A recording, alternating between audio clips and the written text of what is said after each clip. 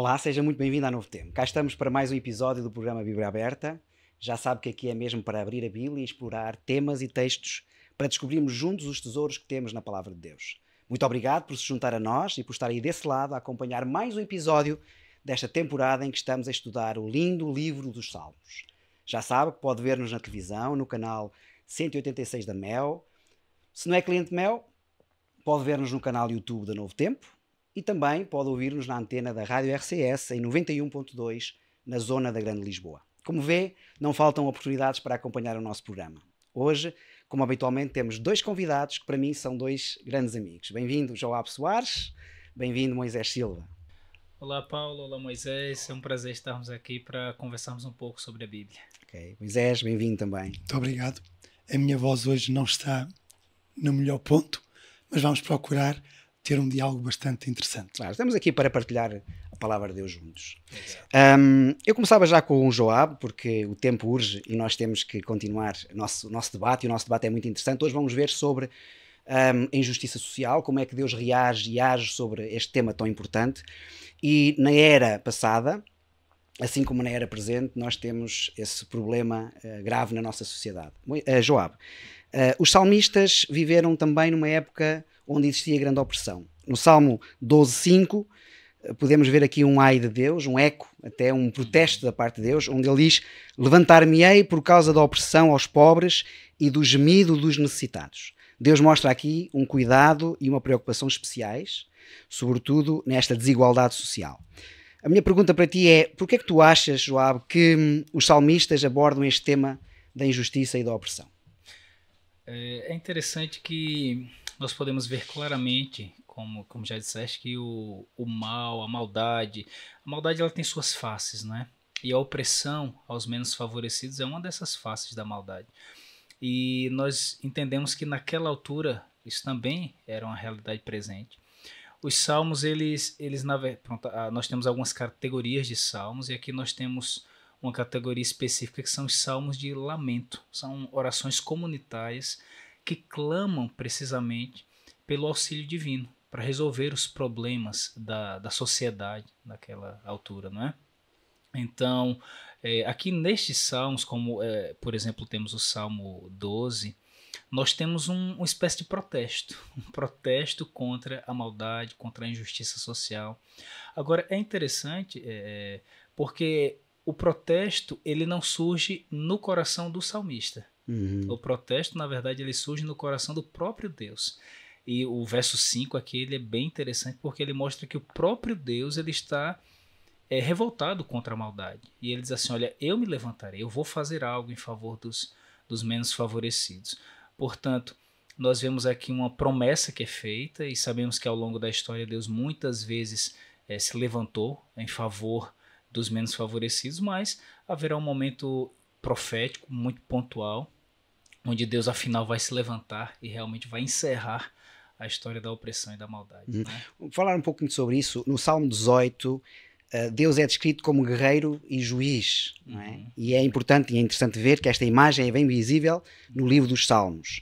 O próprio Davi louvava a Deus por ele ser o único capaz de alcançar todas as vitórias. Aliás, o nosso Deus é o Deus dos impossíveis, ele alcança o inalcançável, e ele vem aqui fazer realmente este lamento e este protesto da desigualdade social que existia na altura. Mas também nos convida a nós a sermos um contributo para que haja uma igualdade entre as pessoas, e aquelas pessoas que sejam menos favorecidas ou que sofram possam, no fundo, não sofrer. Moisés, pergunto-te a ti: que mensagem é que nós encontramos neste livro dos Salmos sobre esta disposição de Deus de libertar o seu povo, sobretudo as pessoas e as classes mais vulneráveis? Em toda a Bíblia Sagrada, nós vemos o cuidado e a preocupação especiais de Deus para com a justiça relativamente aos grupos mais vulneráveis, não é? E mesmo quando, vamos dizer, no surgimento da nação de Israel, Deus já tinha dito ao seu povo, e vemos isso em Êxodo 22, por exemplo: não deverás maltratar nem oprimir o estrangeiro, Não deverás maltratar as viúvas e os órfãos. Sempre estás dinheiro a algum pobre do meu povo que viva perto de ti, não te portes com ele como um usurário. Nem lhe cobres juros. Quer dizer, havia uma preocupação de Deus em que todo o povo fosse instruído a tratar com dignidade aqueles que tinham mais dificuldades. E até houve uma vez também que Deus disse: se o teu vizinho te for pedir alguma coisa e ele tiver que, como penhor, só tiver a roupa do corpo, e ele te der a roupa do corpo como penhor, tu deverás devolver-lhe a roupa antes do pôr do sol.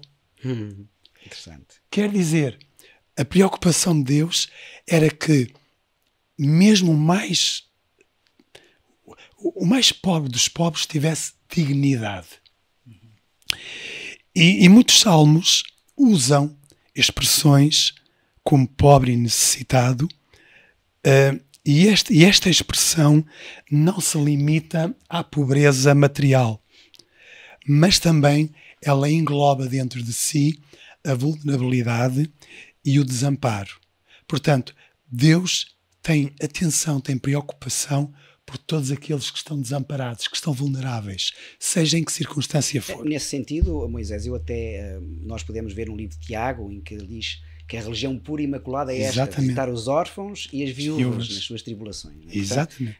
A questão da piedade prática, a questão da caridade, colocar a caridade em ação, não é? O amor em ação, isso é muito importante do ponto de vista de Deus, porque há realmente um protesto de Deus não só contra a desigualdade, mas também contra os líderes que na altura existiam e que não o faziam. Não é? Portanto, eles sabiam e conheciam que deviam fazer e que deviam praticar todo este bem social, não é? E colocar uma igualdade social, mas não o faziam. E Deus vem mesmo até censurar a atitude desses mesmos líderes. E é interessante que o cuidar destes desvalidos, destes necessitados, destes desamparados, é uma prova de fidelidade para com Deus. Se somos fiéis a Deus, então nós vamos agir para com os mais desafortunados como Deus age. Exatamente. E quando nós olhamos para a vida de Jesus, nós vemos que ele se identificou com este tipo de pessoas. Eu acho isso muito interessante. Eu quero pegar um pouco aí, porque há um texto que eu gosto muito, que está em 2 Coríntios, capítulo 8, verso 9, em que o apóstolo Paulo diz que ele se fez pobre, ele está a falar de Jesus, ele se fez pobre para que pela sua pobreza nós enriquecêssemos. Exatamente. Ou seja, ele que era rico, nós que éramos pobres, não é? Ele que era rico se fez pobre para que pela sua pobreza nós enriquecêssemos. Eu acho isto maravilhoso, porque isto fala-nos da identificação clara que Jesus tem sobre o povo sofredor, né? Sobretudo sobre a humanidade que sofre. E é importante nós colocarmos a nossa confiança num Deus de amor assim, que se identifica com a humanidade, que se identifica com o sofrimento, que se identifica com as pessoas mais vulneráveis e que tenta de alguma forma trabalhar para que haja essa igualdade social. Eu queria só referir ainda mais um aspecto, é que em Mateus 25, Jesus, numa parábola que ele conta, ele vai dizer assim: quando fizeste a um destes meus pequeninos irmãos, a mim o fizeste. E quando deixaste de fazer a um destes meus pequeninos irmãos, a mim deixaste de fazer. Muito bem, muito bom. Joab, neste contexto eu gostava de fazer-te uma pergunta, que eu acho que é uma pergunta importante para o debate, que é: quem são precisamente estes pobres e necessitados em favor dos quais o Senhor se quer levantar? E, em segundo lugar, mais importante ainda, qual é o nosso papel para ajudar essas pessoas a se erguerem? Sim. É importante, o Moisés mencionou aqui as orientações muito específicas que Deus ele deu ao povo ali no Antigo Testamento.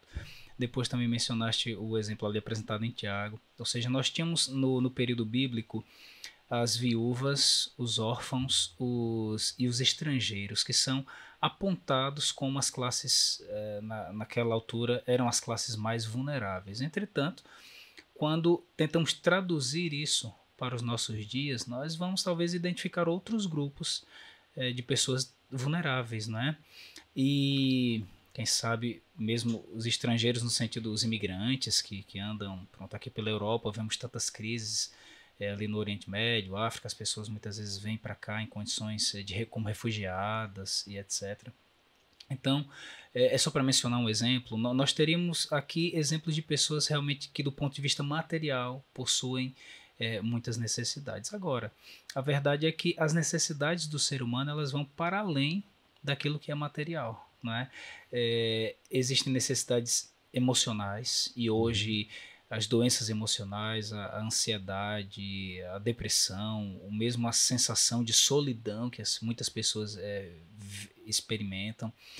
Nós temos aqui outras necessidades que podem igualmente ser caracterizar pessoas como grupos mais vulneráveis, mais frágeis, ou pobres e necessitados também. Uhum.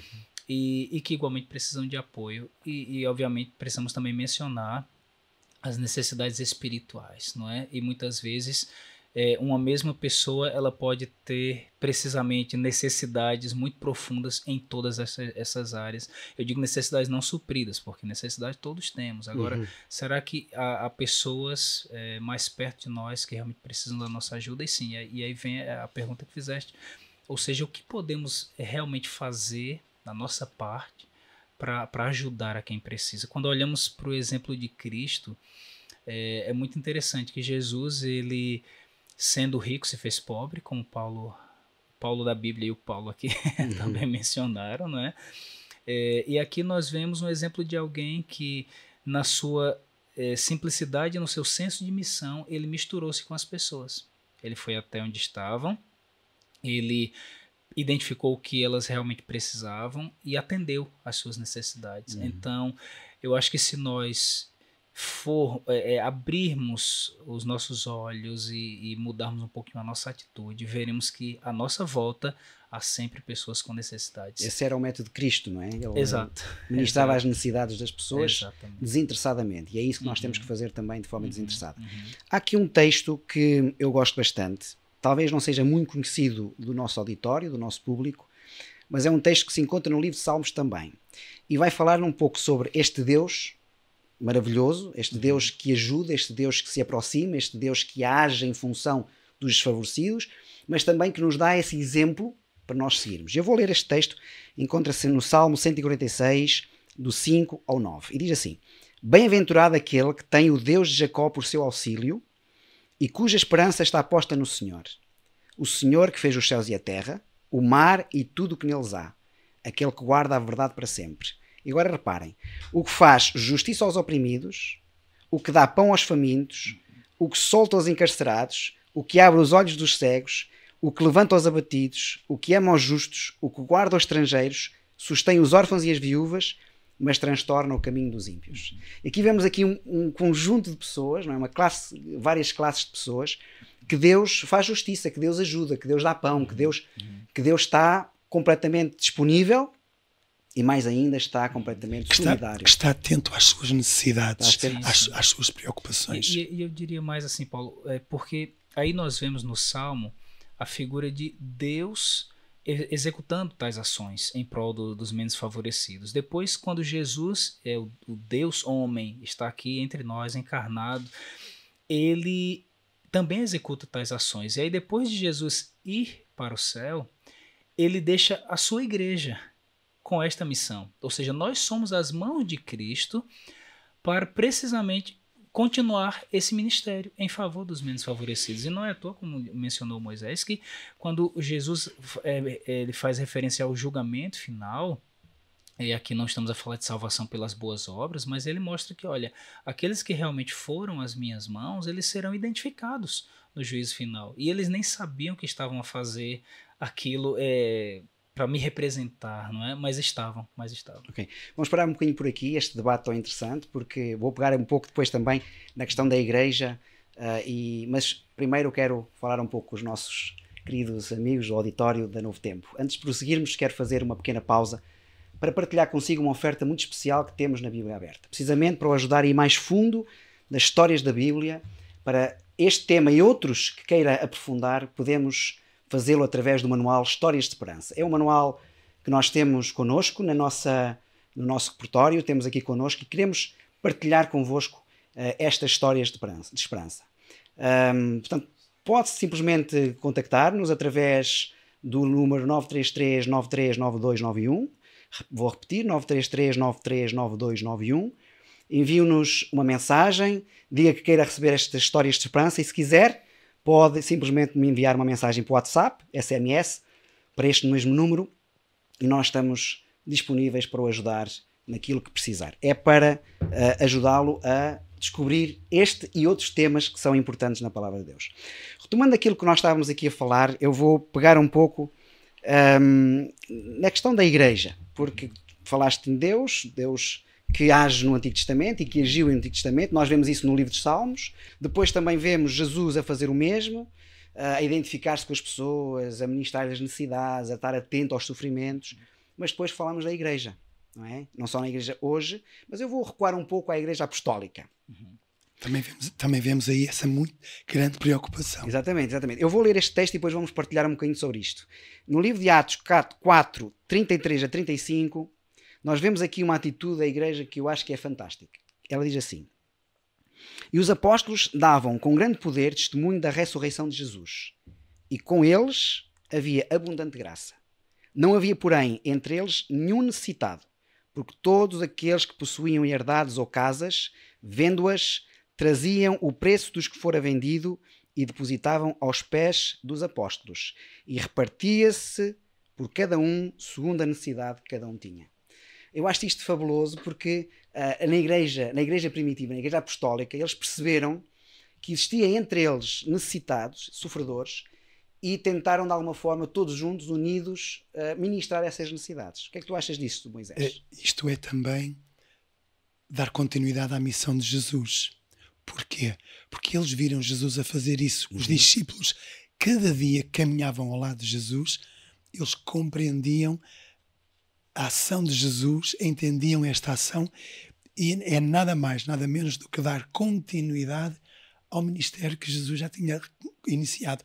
E, portanto, eles identificam-se claramente com esses necessitados. Não quer dizer que hoje a igreja, nesta continuidade, deve fazer o mesmo. Estar atenta às necessidades dos outros, poder ministrar essas necessidades, encontrar até pessoas a quem ministrar.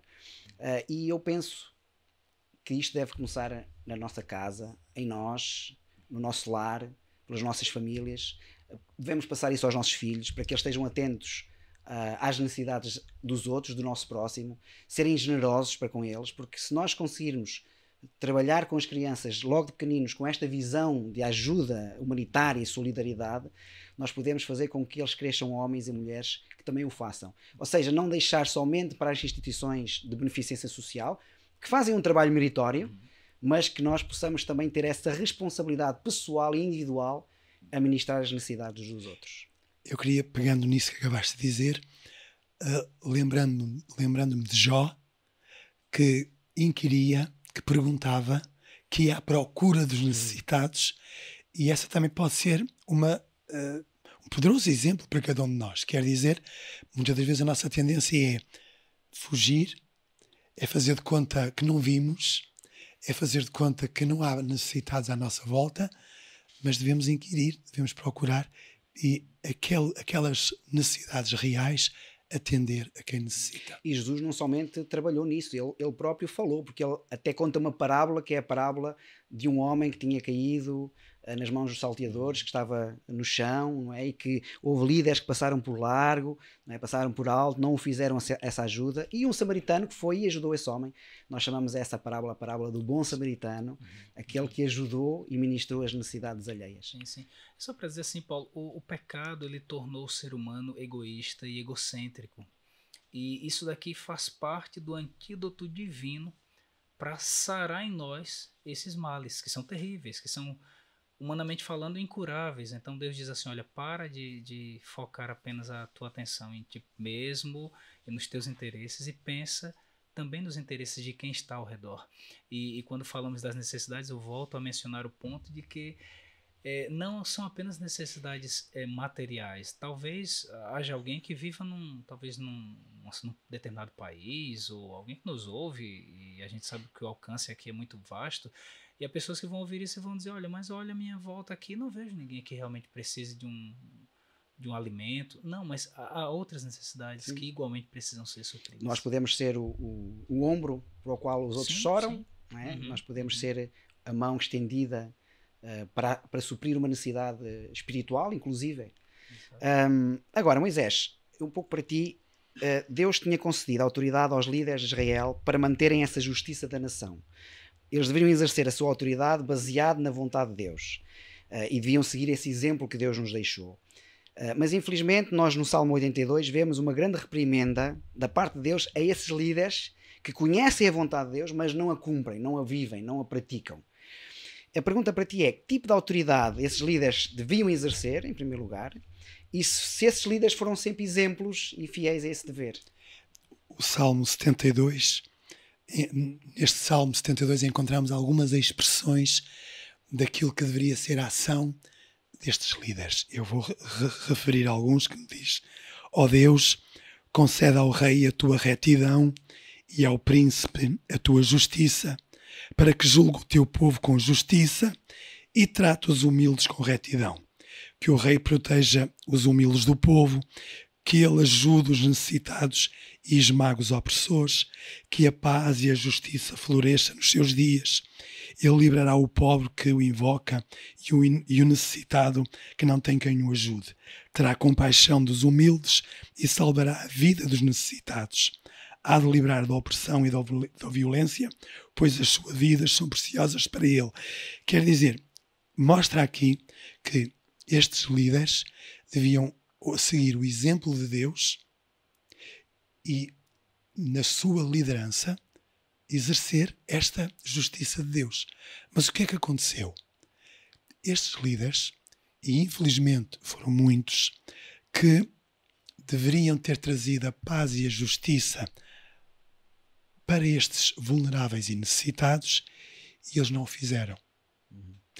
Eles olhavam para a aparência das pessoas ricas, olhavam para o status social dessas pessoas e desprezavam o necessitado, desprezavam o pobre. Porque, e reparem, ainda hoje, infelizmente, a nossa sociedade age desta mesma maneira. Sim, isso eu ia dizer, ainda hoje vemos um pouco isso, não é? Se a pessoa tem status, se a pessoa tem uma posição, ela é beneficiada numa questão de injustiça entre uma pessoa mais frágil, ela é beneficiada. E, infelizmente, esta realidade da nação de Israel, ela, como já foi referido, o Salmo 82 expõe, porque agir desta forma com os mais necessitados é uma forma de apostasia, é uma forma de negação de Deus, é uma forma de desobediência ao nome de Deus. No fundo é aquilo que Deus disse também: não façais acepção de pessoas. Exatamente. Ou seja, não façais distinção entre as pessoas. E muitas vezes nós fazemos essa distinção até pela raça, até pela cor, pelo género, não é? E muitas vezes nós fazemos essa distinção que não devíamos fazer. Agora, eu acho que é importante dizer aqui que o problema não está apenas no mal que prolifera no mundo, porque nós estamos imbuídos, digamos assim, a sociedade está imbuída, infelizmente, deste espírito de distinção de classes e de pessoas, mas também na falta de respostas positivas e proativas da humanidade para com esta responsabilidade e solidariedade social. Ou seja, deveria haver mais uma preocupação das pessoas, e não só das instituições, mas também das pessoas particularizadas, individualizadas, para esta ação e esta preocupação social. E eu penso que os Salmos, sobretudo estes Salmos que nós estamos aqui a estudar, nos mostram realmente que Deus pede isso do ser humano e sobretudo dos crentes, porque se um crente não se levanta para protestar contra esta desigualdade social, se o crente não se levanta para dizer que isso não está certo, não é? E para ajudar aqueles que mais necessitados, os sofredores, então quem o fará? Esta é a pergunta, não é? Portanto, nós como crentes devemos seguir esse exemplo de Jesus. Joabe, eu queria fazer-te uma pergunta que, para além de fazermos o bem, nós já vimos que estamos aqui e temos que fazer o bem, não é só no tempo bíblico ou no tempo dos Salmos, na igreja primitiva, na igreja apostólica, como igreja também, mas como pessoas individualizadas, para além de fazermos o bem, como é que nós podemos mostrar a nossa indignidade contra essa maldade e opressão que existe no mundo? Olha, aqui tem um dos salmos de lamento que é bem interessante. Eu vou ler aqui, são só 3 versos. Diz assim, Salmo 58, dos versos 6 ao 8. Aqui as palavras são: ó Deus, quebra-lhes os dentes na boca. Arranca, Senhor, os queixais aos leõezinhos. Desapareçam como águas que se escoam. Ao dispararem flechas, fiquem elas embotadas. Sejam como a lesma que passa diluindo-se, como o aborto da mulher, não vejam nunca o sol. E essas palavras são palavras bem fortes, né? Nós chamamos isso daqui de oração de imprecação, ou seja, quando o salmista ele ora e ele está clamando a Deus para que estas coisas que eu li aqui, elas aconteçam com as pessoas que praticam a maldade. E é um gênero literário que precisa ser bem compreendido, senão daqui a pouco vamos sair aí a lançar maldições às pessoas na rua, e não é essa a ideia. A ideia das orações de imprecação nada mais são do que um clamor para que Deus aplique os seus juízos contra aqueles que praticam a maldade. Em Deuteronômio 27, nós encontramos as bênçãos da aliança, né? Bênçãos e maldições. Então, quem quebra a aliança com Deus, ou seja, as pessoas que não seguem a orientação de Deus e praticam o mal, elas devem arcar com consequências da sua maldade. Então, quando o salmista faz essa oração, ele está dizendo assim: Senhor, faz a tua justiça. E às vezes nós fazemos o bem, e ótimo que façamos o bem, mas aqui nós temos que clamar aquele, o Deus Todo-Poderoso, que é o Deus de toda a justiça, porque na verdade, Paulo, Moisés, nós acreditamos que, e ouvintes, né? Nós acreditamos que quando nós praticamos o bem, nós só o fazemos porque é Deus que está habitando em nosso coração. Percebe? O bem, ele não está implicitamente no ser humano pecador. Então é Deus que habita no ser humano e faz com que ele pratique algo daquilo que é bom. Portanto, eu devo praticar o bem, fazer o bem, mas eu devo entregar nas mãos de Deus, clamar a Deus para que a sua justiça seja feita de forma mais urgente possível. Vou pegar um pouco nas tuas palavras, e falaste aqui em 2 palavras que me parecem importantes. Primeiro foi a justiça. Deus vai fazer justiça, e o que nós vemos muitas vezes no nosso mundo ainda hoje é que muitas vezes a justiça humana é falha. Sim. Pecadores ou pessoas que cometem delitos são inocentadas muitas vezes, pessoas que não os cometem muitas vezes são culpabilizadas, porque a justiça humana é muito falha. Nós olhamos para o exterior e não conseguimos ver o coração, não conseguimos ver a intenção ou a motivação das pessoas. Deus consegue. E por isso, muitas vezes, quando essa justiça humana não é aplicada no mundo, Sim. nós podemos ter a certeza que Deus vai aplicar a sua justiça. Quanto mais não seja na nova terra que Ele está a preparar, o lar eterno que Ele está a preparar, onde a justiça será perfeita, porque a justiça de Deus é sempre perfeita. Ou seja, então, ao clamar para que a justiça dele seja feita, eu estou a clamar para o juiz que é imparcial e é justo, e não há subornos, não há volta a dar. A justiça dele é realmente perfeita. Agora, eu ainda menciono só mais uma coisa, é que os salmistas, ao escreverem dessa forma, tais poemas, eles também fazem aqui a distinção entre bem e mal. Tem um texto em Isaías que diz que há um grupo de pessoas que chama ao bem mal e ao mal bem. E essa bússola moral, os que já utilizaram a bússola sabem que às vezes ela fica avariada e não se sabe para onde está o norte. Então, a bússola moral de alguns parece avariada, e mesmo na sociedade atual, mas repito, também não é um problema apenas contemporâneo, isso sempre houve. Pessoas que entendem que o mal é bem e o bem é mal e ficam totalmente desnorteadas. Os salmistas, eles conseguiram identificar as diferenças. Olha, isso aqui é mal, isso aqui é bem. O bem que há em mim é Deus quem põe no meu coração, e eu clamo ao Deus que cria o bem e que Ele é o bem implicitamente. Eu clamo a Ele para que a justiça se faça. Sim, e uma das coisas importantes que nós gostaríamos de dizer neste contexto é que a bitola entre aquilo que é certo e errado ela não nasce ou não pode nascer na mente ou na consciência de cada um. Nós temos uma palavra, que é a palavra de Deus, que ela serve de bitola entre aquilo que é certo e o que é errado. Não é? O que está escrito, que Deus deixou escrito, é aquilo que verdadeiramente é certo. E aquilo que não está escrito, ou que nós inventamos, nós seres humanos, muitas vezes inventamos, ou essa bússola desnorteada, essa não, ou seja, não somos nós a bitola é a palavra de Deus e o próprio Deus. Não é? E realmente Deus mostra, desde o Gênesis do Apocalipse, esta preocupação social com aqueles que são mais desfavorecidos. Exato. Só concluo essa parte aqui, Paulo, por dizer que, e volto a referir ao que já falamos lá no começo do programa, não é? Nós temos aqui a justiça de Deus que hoje ela é efetuada e muitas vezes através das nossas mãos, mas nós temos aquele momento profético em que Deus, em sua plenitude de justiça, ele irá atuar para que o mal seja extirpado de uma vez por todas, e essa é a esperança que move o nosso coração. Mas percebe que nós temos que ver as duas dimensões. Hoje Deus pode efetuar a justiça e ele certamente também efetuará num contexto profético. Muito bem. Vamos aqui introduzir uma realidade muito profunda para o Moisés nos responder aqui a uma pergunta muito interessante, que é a noção do santuário. Nós vamos introduzir agora a noção do santuário. Só nesta noção do santuário, Moisés, ficaríamos aqui um episódio inteiro. É verdade. Mas vamos tentar minimizar e vamos tentar reduzir e resumir aquilo que é a ideia dentro deste contexto que nós estamos a estudar. No livro de Hebreus, capítulo 4, verso de 14 a 16, nós lemos o seguinte: visto que temos um grande sumo sacerdote, Jesus, Filho de Deus, que entrou nos céus, retenhamos firmemente a nossa confissão, porque não temos um sumo sacerdote que não possa compadecer-se das nossas fraquezas, porém que, como nós, em tudo foi tentado, mas sem pecado. Cheguemos, pois, com confiança ao trono da graça, para que possamos alcançar misericórdia e achar graça, a fim de sermos ajudados em tempo oportuno.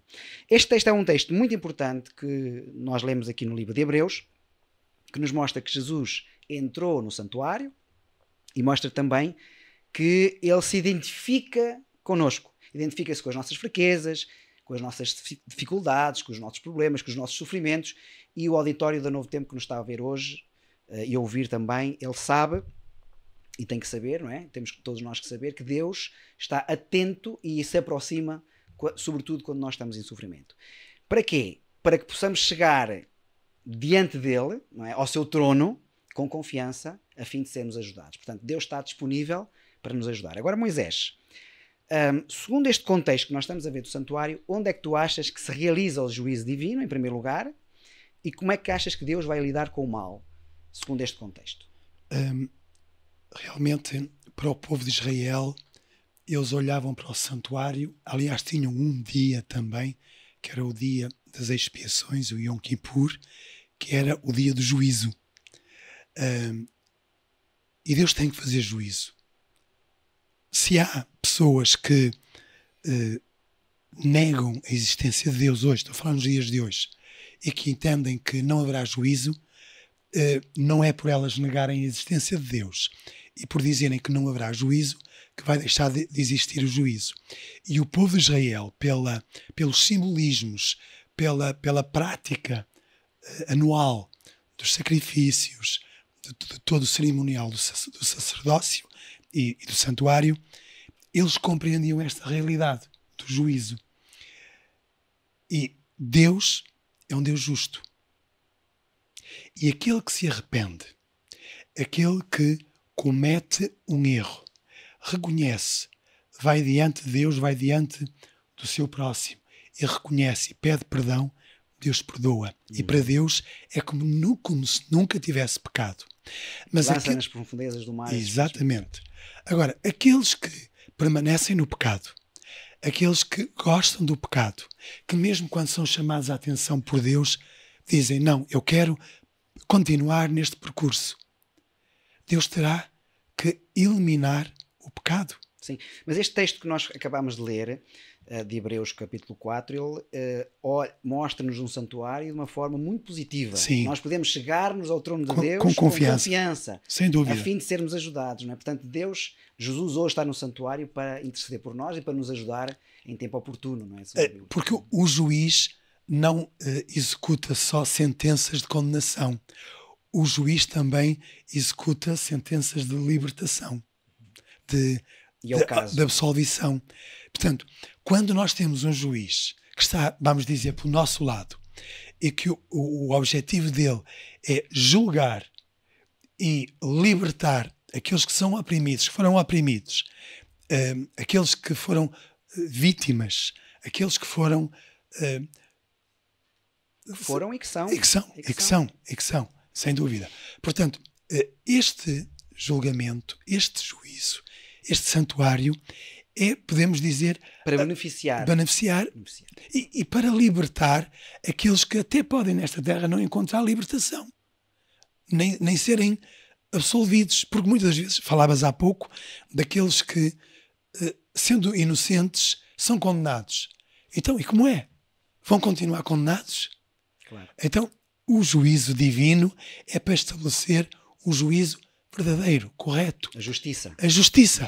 Para implementar a justiça divina. Este tema é um tema extraordinário, ficaríamos aqui muito tempo. Não temos esse tempo, infelizmente. Estamos mesmo a terminar, mas ainda assim eu gostaria que vocês pudessem deixar uma última mensagem final ao nosso auditório. Talvez começar com o Joab. Sim. Olha, o que eu diria aos nossos espectadores é que o juízo divino eu costumo comparar com uma moeda. Tem duas faces, né? A face de libertação, para aqueles que temem a Deus, e a face de condenação para aqueles que infelizmente não seguem as orientações do Criador. E quando nós olhamos para o bem e o tema da injustiça social, e entendemos que há um juiz que é justo e que pode libertar aqueles que o temem, eu honestamente acredito que vale a pena confiarmos na sua justiça, pedirmos também que tal justiça habite em nosso coração, para que o bem habite em nosso coração, e assim possamos efetivamente fazer o bem, ser as mãos de Jesus para tantas pessoas que precisam de nós. O Joab referiu a parte final do nosso estudo. Eu começaria pelo princípio. A necessidade de estarmos atentos às necessidades do nosso próximo. Portanto, lutar contra o nosso egoísmo, pedindo a Deus que nos mostre, nos dê sabedoria, como podemos hoje ser uma mão auxiliadora para aqueles que estão ao nosso redor. E muitas das vezes nós podemos ter, e o João fazia referência no início, às situações atuais de necessidade, e nós podemos até ter na nossa própria família situações de pessoas que precisam do nosso amparo, precisam da nossa ajuda. E às vezes um abraço, uma palavra de consolo, uma atitude de carinho pode fazer a diferença. E se calhar eu hoje posso marcar a diferença para alguém. Eu posso ser um auxiliador. Eu hoje posso ser alguém que traga como que um copo de água fresca a alguém que está sedento. E portanto, o Senhor pede de mim hoje, de mim e cada um de nós, tenhamos os nossos olhos abertos, os nossos ouvidos atentos, as nossas mãos disponíveis, e Deus fará de nós as suas mãos, os seus olhos, os seus ouvidos, a sua boca. Que cada um de nós possa ser este auxiliador do Senhor. Sejamos usados pelo Senhor para nos tornarmos uma bênção para aqueles que estão ao nosso redor, o nosso próximo. Muito obrigado aos dois, muito obrigado por esta partilha, que o Senhor vos abençoe. Chegamos assim ao final de mais um episódio do programa Bíblia Aberta. Muito obrigado pela sua preferência e por nos ter acompanhado, seja na televisão, no canal 186 da MEL, ou no canal YouTube da Novo Tempo Portugal, ou então nos nossos parceiros, ou mesmo na rádio RCS. É um prazer estar consigo e levar-lhe este estudo da Bíblia que nos traz conhecimento e fundamentos para a nossa fé. Agora ficou alguma coisa por esclarecer para si? Gostava de fazer alguma pergunta ou até mesmo dar o seu ponto de vista sobre algum dos temas que falámos? Então estamos à distância de uma mensagem ou mesmo de um telefonema. Contacte-nos através do número 933 939291, repito, 933 939291, e os nossos instrutores bíblicos vão estar disponíveis para si. Fica o encontro marcado para o próximo episódio. Que Deus o abençoe e já sabe, mantenha a sua Bíblia aberta.